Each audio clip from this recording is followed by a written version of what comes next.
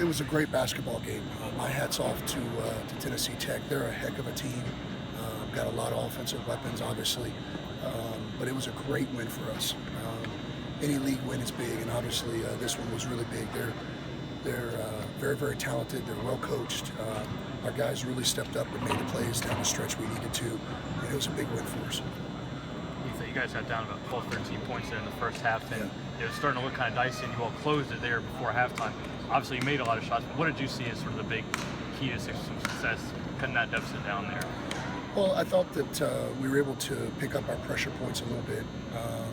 I thought we became more aggressive. I really think that trip, the Death Valley trip, and then that tough physical game at Moorhead, I think kind of wore us out a little bit.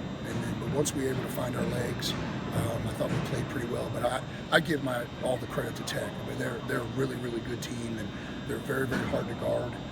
They got shooters, they got guys who can put on the floor, and they got two monsters in the paint. So they're really, really talented and very, very good. Anything in particular that surprised you about this game?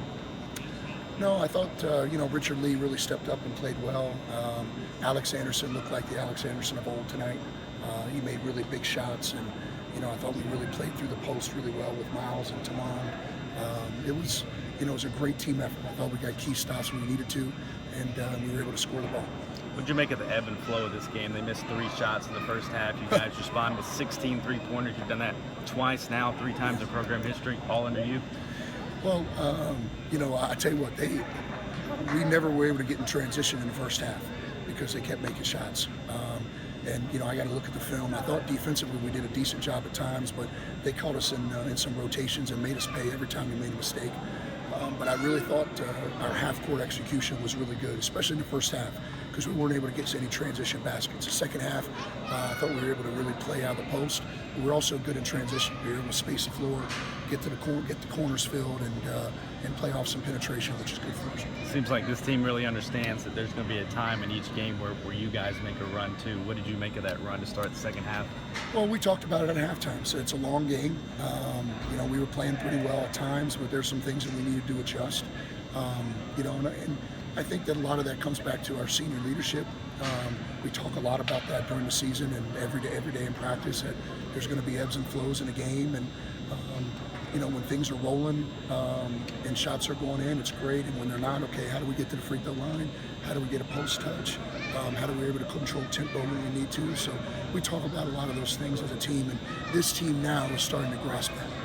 You've talked since you've been here about making 3-point shooting part of this team's identity. Yeah. How satisfying is it to see games like this where you knock down 16 and stay in a game and then win it that way? Well, it's big. I mean, we recruit guys that can shoot the ball. I think that sometimes we take some that some people might think are a little bit questionable at times, but we really try to give our guys a lot of confidence. They know good ones from bad ones, but we do. I think that to win in Division I basketball, you got to have guys that can make shots, and we've been able to do that a few times. But luckily, on our win streak, we weren't shooting the ball very well, but our defense carried us. And so our guys know there's different ways to win, but we're going to have to defend a lot better for us to continue to do well in conference. What can you take away from this and the team with beating a team that was 4-0 with some quality wins in the OVC?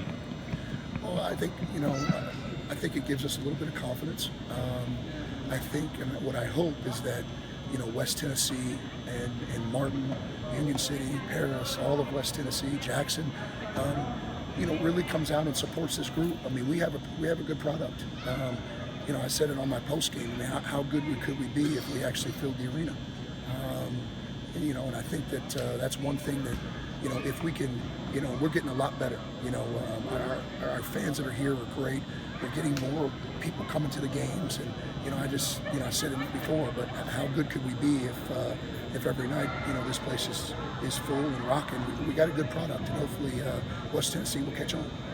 Jacksonville State this weekend. What's the biggest way they're going to challenge you? Anytime you play Jacksonville State, you got to be ready for a war. They're very, very good defensively. They're tough. They're physical. I haven't seen them on film yet, but I know they took Alabama to overtime.